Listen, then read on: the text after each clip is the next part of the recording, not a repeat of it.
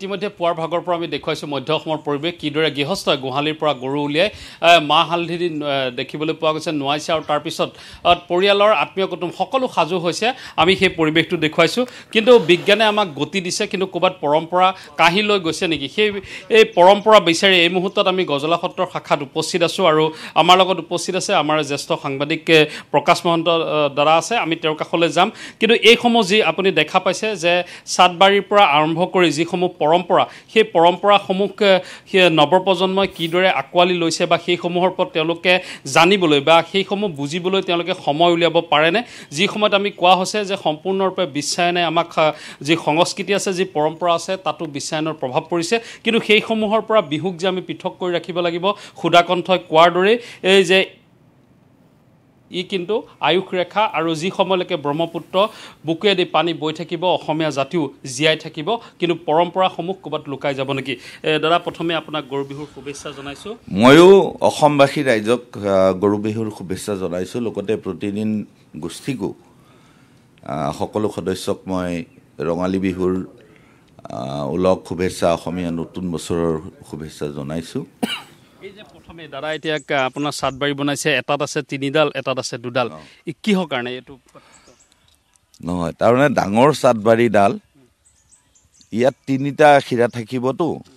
ডাঙৰ সাতবাৰীডাল এডাল থাকিব সৰু গৰুৰ কাৰণে সৰু সাতবাৰী তাত 2ডাল থাকিব মাত্ৰ এই 2ডাল খিৰাত হালধি থেকেৰা বেঙেনা কোনোবাই তিয়হো দিয়ে জাতিলাও এই বস্তুখিনি আমি তাত ভৰাম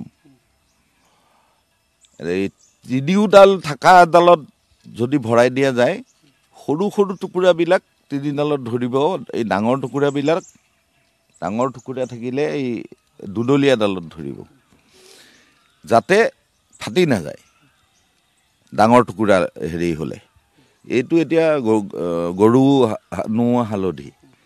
এই গৰু নোৱা হালধিৰ টুকুৰাটো ডাঙৰ থেকেৰাটোৰ টুকুৰাটো ডাঙৰ হ'ব তিয়হৰ টুকুৰাটো ডাঙৰ হ'ব লাওৰ টুকুৰাটো ডাঙৰ হ'ব সেইকাৰণে যাতে অসুবিধা নহয় এডাল 3ডলীয়া কৰা যায় এডাল 2ডলীয়া কৰা যায় আৰু সেই 2ডলীয়া ডালৰ টুকুৰাখিনিয়ে যাতে সৰু হেৰিবিলাকক দিয়া হয় ডাঙৰ ডালৰ হেৰিটোৰ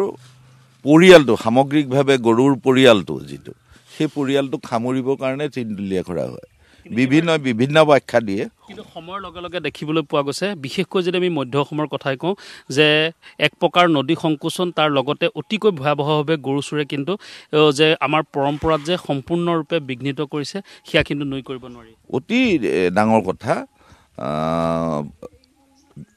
বিশ্বায়নে কিমানখিনি কৰিছে সেইখিনিতো কৰিছেই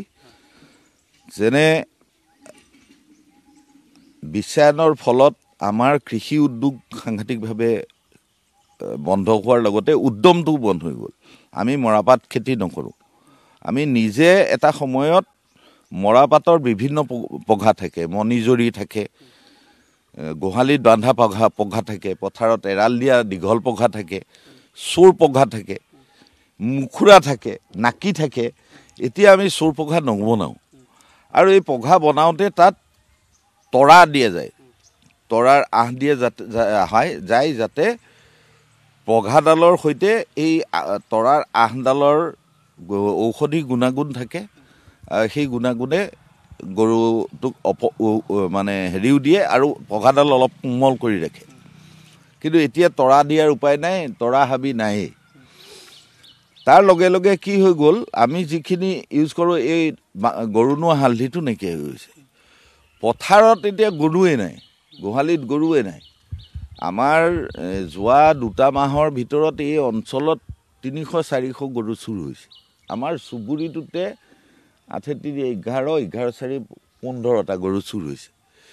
এই গৰু চুৰ হোৱাৰ পিছত মানুহবিলাকৰ মন ভাগি গৈছে যে গৰু ৰাখিব কেনেকৈ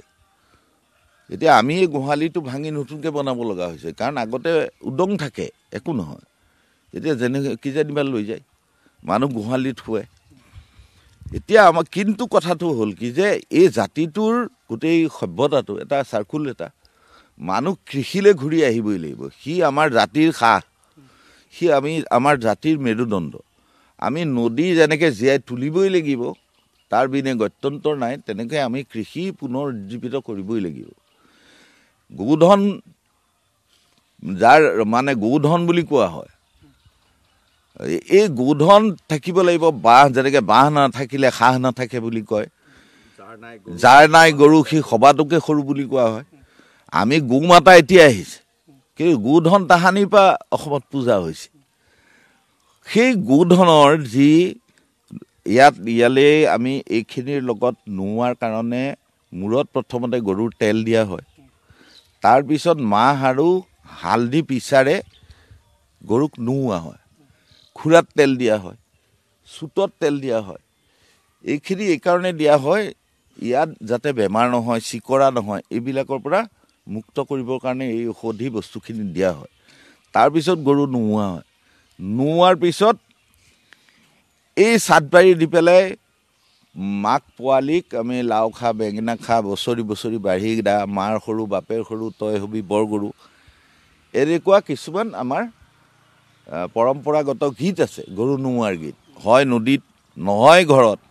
আমি যেনেকৈ নহওক সেয়া নোৱাওঁ নোওৱাৰ পিছত তেওঁলোকক দিনটোৰ বাবে গৰুক আমি